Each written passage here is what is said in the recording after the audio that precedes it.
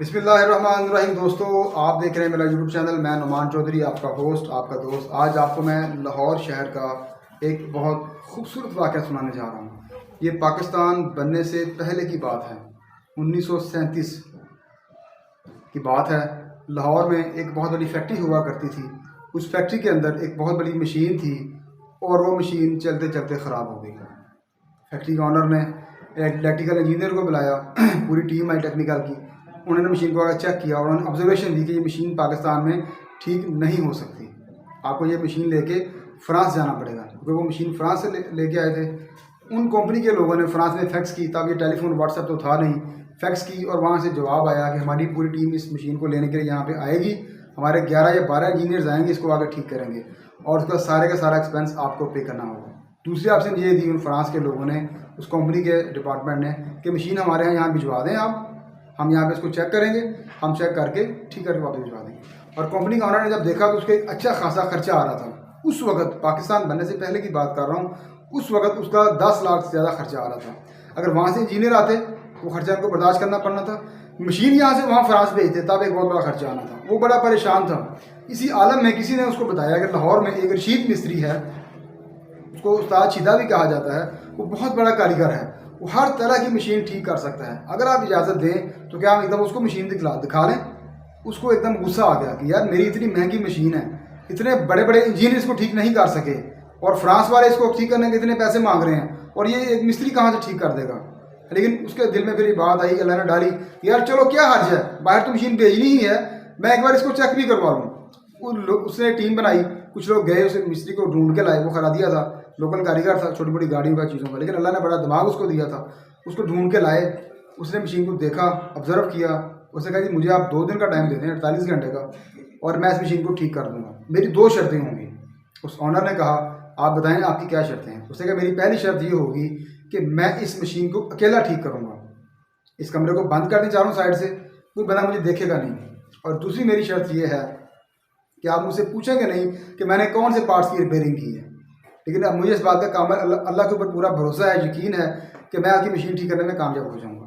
اس مالک نے نہ چاہتے ہوئے بھی اس کی دونوں شرطوں کو منظور کیا اور مشین اس کے حوالے کر دی، اور ایسا ہی کیا۔ ان لوگوں نے کمرے کو چاروں سائڈ سے بند کر دیا اور وہ اپنے اوزار لے کے مشین والے روم میں چلا گیا، اور وہ مشین کو دیکھتا رہا۔ اس شخص نے مشین کو 2 دن مسلسل ڈفرینٹ جگہوں سے دیکھا، غور کیا، پیج کھولتا رہا، بند کرتا رہا، انجن کھولا بند کیا، یہ چیز کھولی بند کر دی، یہ کھولی بند کر دی، دیکھتا رہا، آبزرو کرتا رہا۔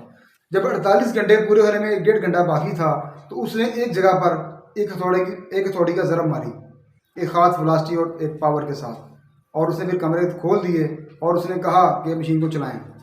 اور جب مشین کو، آپ حیران ہوں گے دوستو، جب اس نے بٹن دبایا مشین کے آپریٹر نے تو مشین آن ہو گئی، چل گئی۔ انہوں نے مشین کو اچھی طرح ٹھوک بجا کے پوری رفتار پہ چلا کے دیکھا، بالکل صحیح چل گئی۔ اب وہ شخص جس نے مشین کو ٹھیک کیا تھا، رشید مستری، استاد شیدہ جس کو کہا جاتا تھا، وہ مالک کمرے میں آ کے بیٹھا اور پیمنٹ لینے کے لیے اس سے مالک نے پوچھا رشید صاحب آپ نے بڑا اچھا کام کیا، بتائیں آپ کی کتنی مزدوری ہوئی؟ اس شخص نے کہا کہ میری مزدوری 10 لاکھ روپے۔ اس مالک نے کہا کہ جناب آپ نے صرف ایک ضرب مارنے کا 10 لاکھ ہم سے مانگ لیا ہے، کیسی بات کر رہے ہیں؟ اس نے کہا استاد دوست میرے محترم، میں نے پہلے کہا تھا آپ مجھے دیکھیں گے نہیں، آپ نے بددیانتی کی ہے، آپ نے وعدے کو پورا نہیں کیا، مجھے آپ چھپ چھپ کر دیکھتے رہے ہیں، اور آپ مجھے پیسے دینے کے جب باری آئی ہے تو آپ ہیلے بہانے تلاش کر رہے ہیں۔ اس نے کہا کوئی ایسی بات نہیں، آپ مجھے 50,000 دے دیں، میں نے 10 لاکھ اس لیے کہا تھا کہ میں دیکھ سکوں کہ آپ میں کتنی جرت ہے، کتنا ٹیمپرامنٹ ہے۔ آپ ان گوروں کو تو 10 لاکھ روپے دے سکتے تھے، یا یہاں پہ مشین، یہاں پہ کاریگر منگوا کے، ان کے انجینئرز منگوا کے آپ 10-12 لاکھ خرچہ کر سکتے تھے۔ آپ اس پاکستانی کو، غریب آدمی کو جس نے اپنی محنت سے اس مشین کو ٹھیک کیا، آپ نے مجھے پیسے دینے کا جو وہ نہیں، اس کو نہیں پورا کیا۔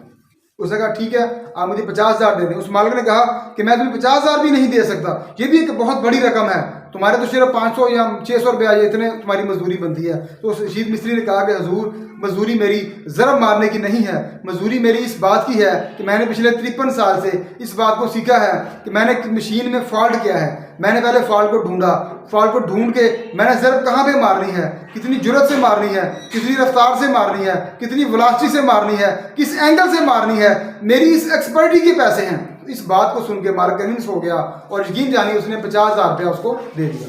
تو دوستوں اس بتانے کا مقصد یہ تھا، آپ یہ واقعہ پہلے بھی سن چکے ہوں گے، یہ واقعہ بتانے کا مقصد یہ تھا اپنے آپ کو ایکسپرٹ بنائیے، ڈگری حاصل کر لینا، تعلیم حاصل کر لینا، बड़ी बड़ी बातें करते रहना, बड़े ख्वाब देखते रहना और अमली तौर पर कुछ भी ना करना, ये आज हमारी कौम का अलमिया बन चुका हुआ है। अपने आप को किसी एक फील्ड का एक्सपर्ट बना लें। जब आप एक्सपर्ट बन जाएंगे, गुरु बन जाएंगे, मास्टर बन जाएंगे, अटमोस्ट लेवल पे प्रोफेशनल बन जाएंगे, किसी भी काम को एक्सेलेंस लेवल पे करने वाले बन जाएंगे, तो आपकी डिमांड भी होगी, लोग आपको इज्जत भी देंगे, लोग आपको बुलाएंगे भी, आपको आपका मुंह मांगा मुआवजा भी मिलेगा और आप इस सोसाइटी में, इस माशरे में, इस मुल्क खुदादार पाकिस्तान में खुशी के साथ, आज़ादी के साथ, जुर्रत के साथ रह सकेंगे।